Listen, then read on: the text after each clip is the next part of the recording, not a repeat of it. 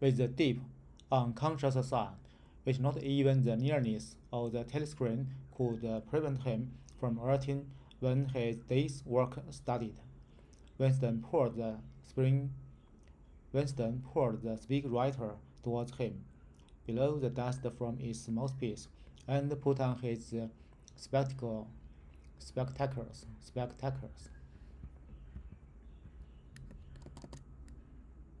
Spectacles. Spectacles, and put on his spectacles, and put on his spectacles. When then he unrolled and clipped together four small cylinders of paper which had already flopped out of the pneumatic tube on the right-hand side of his desk. In the walls of the cubic, cubic, Cubicle. cubicle, in the walls of the cubicle, there were three orifices. Orifices. Orifices. In the walls of the cubicle, there were three orifices. To the right of the speechwriter, a small pneumatic tube for writing messages. To the left, a large one for newspaper. And in the side wall, within easy reach of Winston's arm, a large oblong slit protected by a wire grating. A wire grating.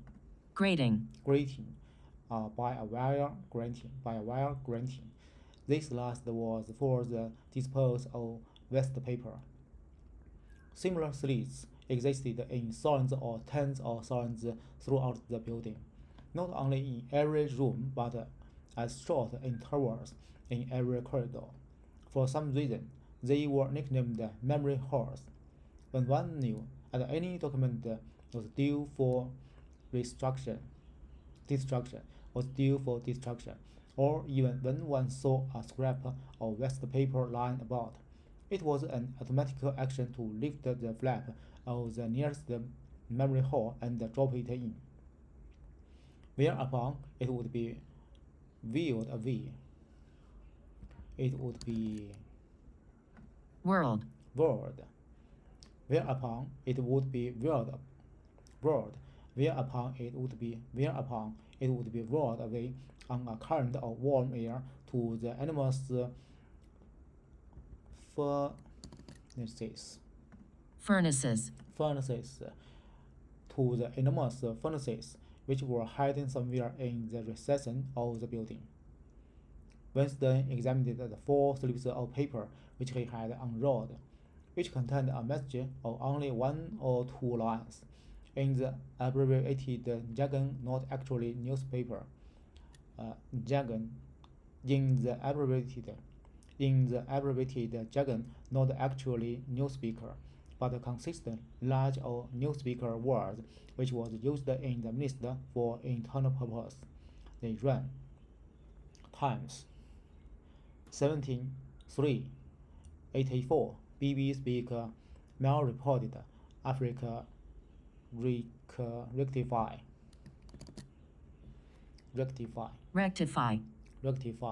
Times 19-12-83 forecast 3YP fourth quarter 83 misprints verify current issue. Times 14-2-84 mini plenty mal-coated chocolate rectify. Times 3-12-83 reporting BB day order double plus some good refers on person rewrite full voice observer outfitting. With a faint feeling of satisfaction, Winston laid the 4 minutes aside. It was an intricate. It was an intricate and responsible. It was an intricate and responsible job, and had better be dealt with last. The other 3 were routine matters, though the second one would probably mean some tedious reading through lists of figures. Winston dialed back numbers on the telescreen and called for the appropriate issues of the Times, which slid out the pneumatic tube after only a few minutes' delay. The message he had received referred to articles or news items which for one reason or another it was though necessary or to out. Alter. Alter. It was thought necessary to out. Ought. It was thought necessary to out. Or, as the official phrase had it, to rectify.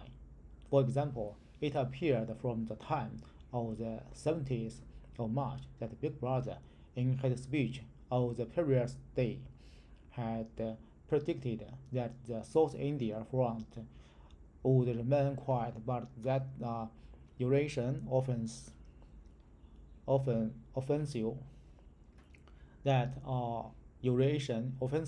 would shortly be launched in North Africa.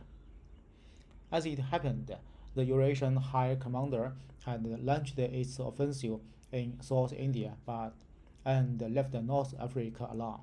It was therefore necessary to rewrite a program of Big Brother's speech in such a way as to make him predict the thing that had actually happened. Or again, the Times of the 19th of December had published the official forecast of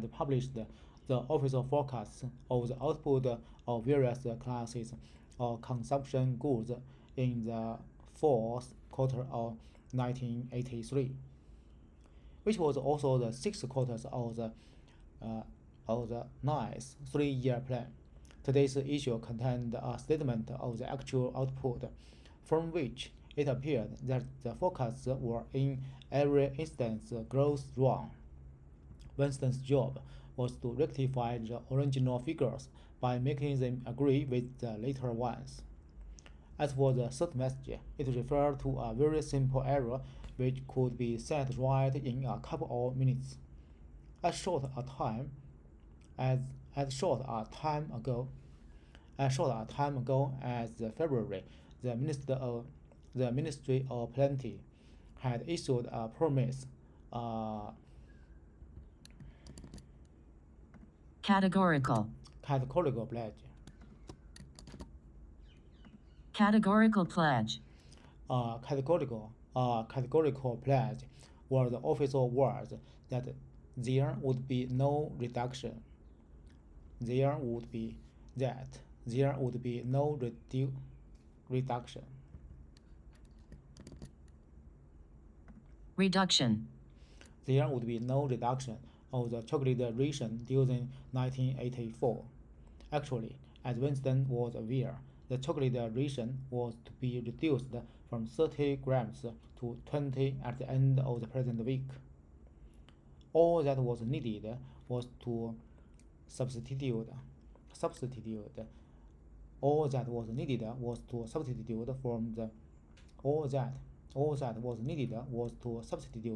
for the original promise a warning that it would probably be necessary to reduce the ration at some time in April. All that was needed was to substitute for the original promise a warning that it would probably be necessary to reduce the ration at some time in April.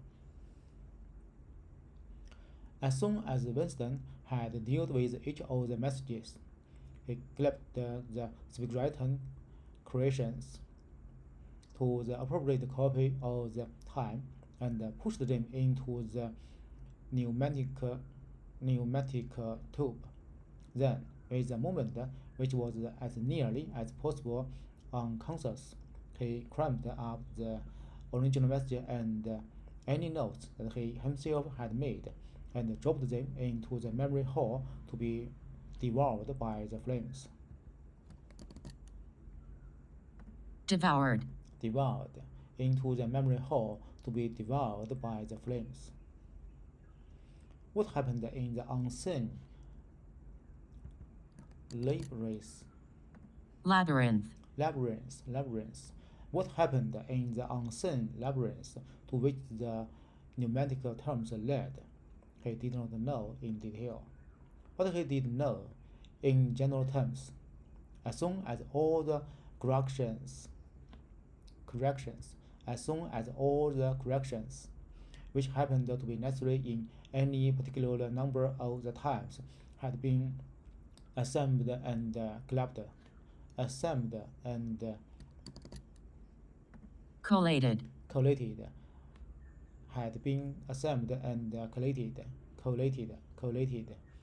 in any particular number of the times had been assembled and collated. That number would be reprinted, the original copy destroyed, and the correct copy placed on the files in its steady. And the correct copy placed on the files in its steady. This process of continuous alternation was applied to not only to newspaper but to books, periodicals,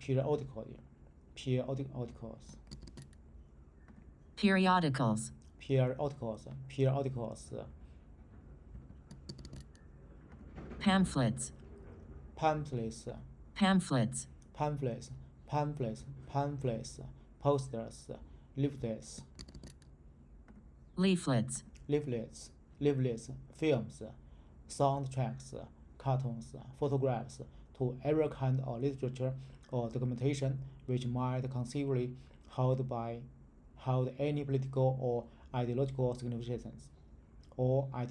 significance.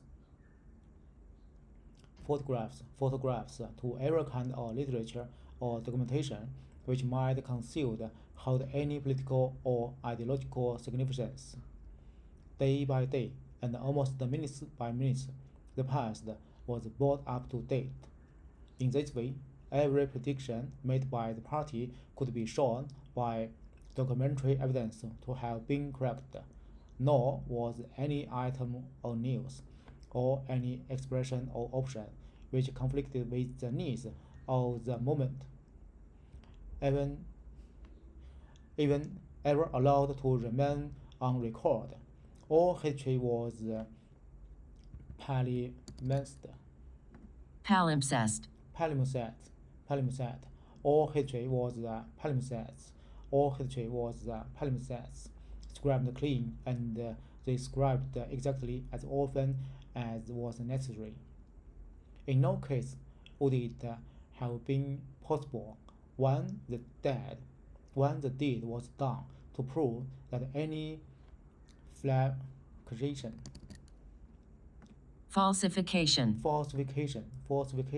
to prove that any falsification had taken place. The largest section of the record department, far larger than the one on which Winston worked, consisted simply of persons whose duty it was to track down and collect all copies of books, newspapers, and other documents which had been suspected and were due to destruction. A number of the times, which might, because of changes in political alignment or mistaken prophecies, uttered by mistaken processes, prophecies,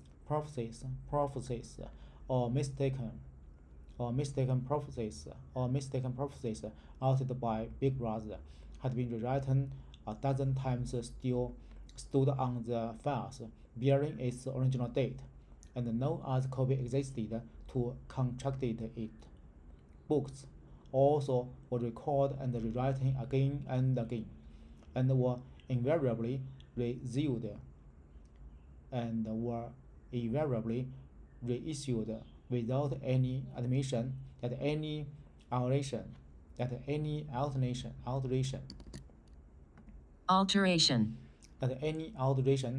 been made. Even the writing instruction which Winston received, and which he invariably got rid of and which he invariably got rid of, and which and which he invariably get rid of as soon as he had dealt with them, and which he invariably get rid as soon as and which he invariably get rid of as soon as he had dealt with them, never stated or implied that an act or forgery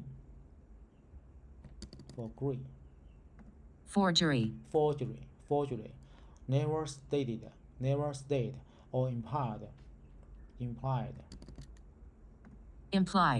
implied,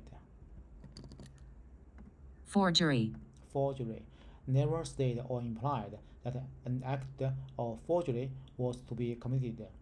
Always the reference was to sleep, errors, misprints, or misquotation, which it was necessary to put right in the interest of accuracy. But actually, he thought as he rejected the Minister of Plenty's figure, it was not even forgery. It was merely the substitution of one piece of nonsense for another. Most of the materials that you were dealing with had no connection, had no connection, connection, had no connection with anything in the real world, nor even the kind of connection that is contained in a direct line. Statistics were just as much as a fantasy. Statistics were just as much fantasy in the original version as in their rectified version. A great deal of the time, you were expected to make them up out of your head. For example, the Ministry of Plenty's forecast had estimated the output of boots for the quarter at 145 million pairs. The actual output was given as 62 millions. Winston, however, in rewriting the forecast, marked the figure down to 57 millions, so as to allow for the usual claim that the quota had been overfulfilled. In any case, 62 millions was no nearer the truth than 57 millions, or than 145 millions. Very likely, no boats had been produced at all. Likely still, nobody knew how many had been produced, much less cared. All one knew was that every quarter, atmosphere, astronomical.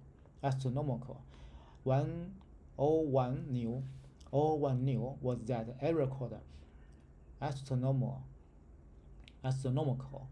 All one knew was that every quarter, astronomical numbers of boots were produced on paper, while perhaps half the population of Oceania went barefoot. And so, it was with every class of recorded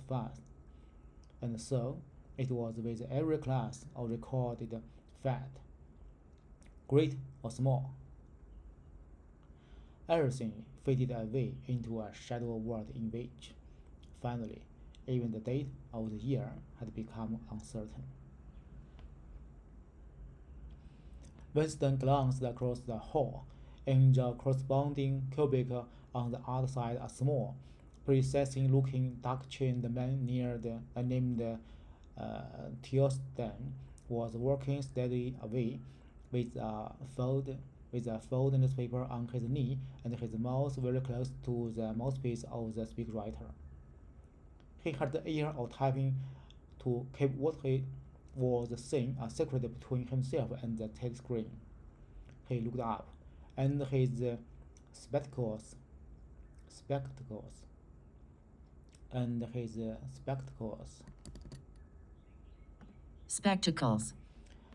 He looked up, and his spectacles. He looked up, and his spectacles.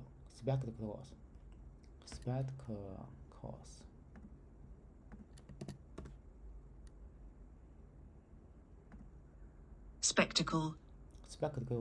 Spectacle. He looked up, and his spectacle dared a hostile flash in Winston's direction. Winston hardly knew Theosden. Theos, Theos, Tillotson. Winston hardly knew Tillotson. And her and had no idea what work he was employed on. People in the records department did not readily talk about their jobs in the long windowless hall, with its double row of cubic and its endless rustle of papers and hue of voice murmuring into speakwriters. There were quite a dozen people whom Winston did not even know or name, though he daily saw them hurrying to and fro in the corridors or gesticulating and gesticulating in the corridors or gesticulating in the 2 minutes heats. Gesticulating in the corridors or gesticulating in the 2 minutes heat. He knew that in the cubic next to him, the little woman with the sandy hair toiled day in, day out, simply at tracking down and deleting from the press the names of people who had been vaporized and were therefore considered never to have existed. There was a certain fitness in this, since her own husband had been vaporized,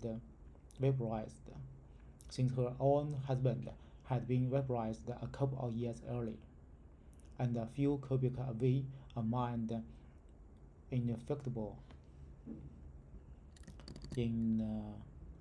ineffectual, dreamy creature named Ample Force, with very hairy ear and a surprising with very hairy ears and a surprising talent of jogging with the rhythm and meters, was engaged in producing Gamble version definitive texts. Were engaged in producing Gamble version definitive texts. They were called poems which had become ideological offensive, but which, for one reason or another, were to be retained in the anthologies.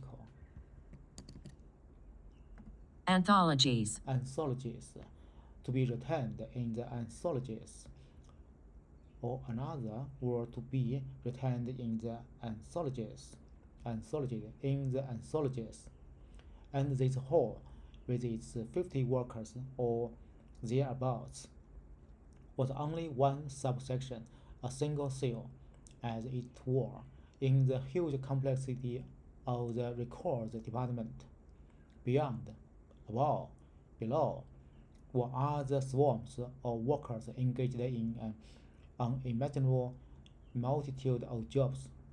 There were the huge printing shops with their sub-editors, their phototypes experts, and their elaborated equipment studios for the faking of photographs. There was the teleprograms section. There was the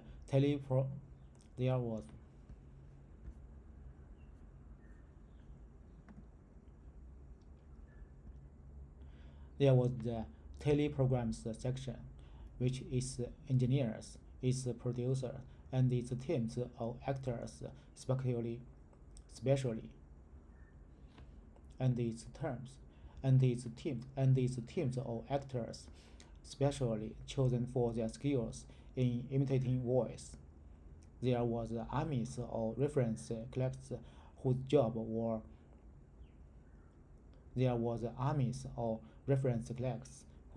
was simple to draw up lists of books and periodicals which were due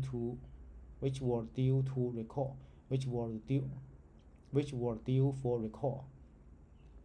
There was a vast repositories where the corrected documents were stored, and the hidden furnaces Furnaces. and the hidden furnaces where the original copies were destroyed, and the hidden furnaces where the original copies were destroyed, and somewhere or other, quite anonymous, there were direction brains. There was a direction brain who coordinated the whole effect and laying down the lines of policy, which made it necessary that this fragment of the past should be preserved, that one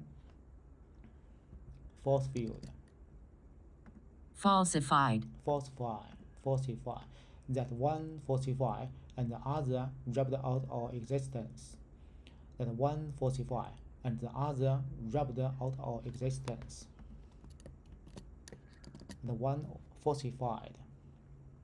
one falsified, and the other rubbed out of existence, That one falsified, and the other rubbed out of existence. and one falsified, and the other rubbed out of existence.